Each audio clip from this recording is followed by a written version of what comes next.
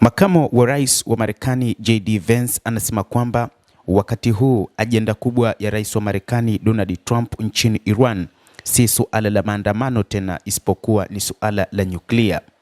Utawala wa Donald Trump unajali zaidi uwezo wa nyuklia wa Iran kuliko mauaji halaiki ya waandamanaji yaliyofanywa na jeshi la walinzi wa mapinduzi ya Kiislamu ya Iran IRGC. Hii ni kauli ya makamu wa rais wa Marekani JD Vance ambayo amezungumza kupitia vyombo vya habari. Kile ambacho rais amekuwa akizingatia kila wakati, hata kwa duru hii ya hivi karibuni ya maandamano, ni silaha za nyuklia, Vance alisema. Kwa mujibu wa JD Vance, makamu wa rais wa Marekani anasema sehemu kubwa ya sera za kigeni za Trump zimejikita katika kuimarisha uchumi wa Marekani ambao unawiana na malengo ya jukwaa la Amerika Kwanza. Make America Great Again ni moja kati ya sera kubwa kwa mambo ya ndani na hata ya kigeni kwa ajili ya Marekani katika utawala huu wa Rais Donald Trump. Na ndio maana wakati huu serikali ya Marekani inazingatia mno suala la nyuklia la Iran kuliko maandamano ambayo yaliua raia katika taifa hilo la Kiajemi. Rais huyu anazingatia zaidi masuala ya nyumbani kuliko rais yeyote maishani mwangu, Vance anasema. Kuhusu mipango ya rais wa Iran, Vance anasisitiza kuwa kipaumbele cha Trump kimekuwa ni kuizuia Iran isikusanye silaha za nyuklia. Na sio Iran pekee, alisema. Ikiwa wa Iran watapata silaha za nyuklia, unajua ni nani anayepata silaha ya nyuklia? Kama vile siku inayofuata wa Saudi Arabia watataka, na kisha mtu mwingine naye atataka. Kwa hivyo kutakuwa na kuenea kwa nyuklia kwa kiwango kikubwa cha kimataifa, Vance aliongeza. Aidha, ameongeza kuwa rais huyo pia amefanya kazi na mataifa mengine, baadhi washirika wa Marekani na mengine yenye mahusiano mabaya zaidi, ili kuepuka kuenea kwa silaha za nyuklia duniani.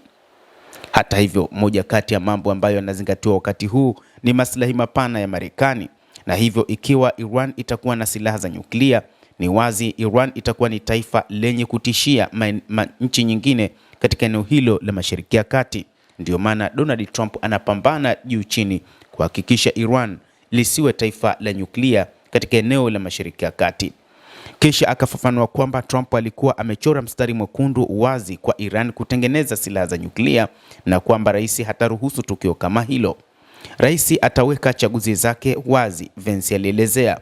Atazungumza na kila mtu, atajaribu kutimiza kile anachoweza kupitia njia zisizo za kijeshi, na ikiwa nahisi kama jeshi ndilo chaguo pekee, basi hatimaye atachagua chaguo hilo. Vance pia alihakikishia ulimwengu kwamba Trump hana nia ya kuingia kwenye jamvi, neno ambalo mara nyingi hutumika kuelezea uwepo wa jeshi la Marekani nchini Iraq mapema miaka ya 2000. Usiruhusu vichaa kupata silaha za nyuklia, alisisitiza. Hatimaye mwandishi alimshinikiza Vance kwa neno lolote kuhusu iwapo rais alinuia kuwasaidia waandamanaji wa Iran kuangusha utawala wa sasa. Vance alijibu akisema kwamba unajua, rais anajua sana haya yote, alijibu. Lakini kimsingi kile ambacho rais amekuwa akizingatia kila wakati, hata katika duru hii ya hivi karibuni ya maandamano, ni silaha za nyuklia. Bado tunazingatia suala hili la kuhakikisha Iran haiwi na silaha za nyuklia, anasema JD Vance, makamu wa rais wa Marekani, akielezea kile ambacho ndicho anachokikusudia rais wa Marekani. Maandamano ya Iran ambayo yalianza mwezi Desemba kutokana na matatizo ya kiuchumi na kugeuka kisiasa haraka, yalikandamizwa katika ukandamizaji mkali zaidi tangu mapinduzi ya Kiislamu ya Iran ya mwaka 1979. Hata hivyo, Marekani ilitumia njia hiyo kutaka kuingilia kijeshi nchi ya Iran, lakini baadaye ikageuka kwamba mpango wake kwa sasa ni suala la nyuklia. Ndilo ambalo linasababisha mazungumzo ya siku ya leo kati yake na Iran huko Muscat nchini Oman. Mtazamaji wa The World News, hayo ndio tuliokuwa nayo. Ni kile kilichoelezwa wazi na makamu wa rais wa Marekani JD Vance kwamba mipango mipana ya rais wa Marekani katika taifa la Iran haikuwa suala la maandamano, isipokuwa ilikuwa ni suala la nyuklia, na ndilo ambalo wakati huu linaenda kuzungumzwa. Endelea kutufuatilia, nasi pia tutakujuza mambo mengi yanayojiri katika ulimwengu kupitia hapa The World News. Mimi ni Adam Hussein.